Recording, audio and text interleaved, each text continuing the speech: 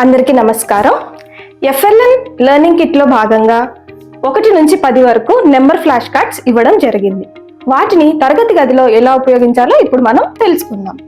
ఈ కార్డ్ని గమనించినట్లయితే కార్డుపై నెంబర్, ఇమేజ్, వర్డ్ అలాగే ట్రేసింగ్ కూడా ఇవ్వడం జరిగింది.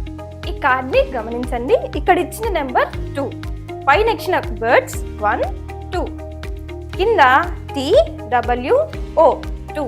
అలాగే ఇక్కడ ఇచ్చిన నెంబర్ని ఇలా కూడా పిల్లలతో ట్రేసింగ్ చేయించవచ్చు. అలాగే ఈ కార్డ్ని గమనించండి. ఇక్కడ ఇచ్చిన నెంబర్ 3, పైన ఇచ్చిన బర్డ్స్ 1, 2, 3, కింద THREE 3. అలాగే ఈ నెంబర్ని ఇలా పిల్లలతో ట్రేసింగ్ చేయించవచ్చు.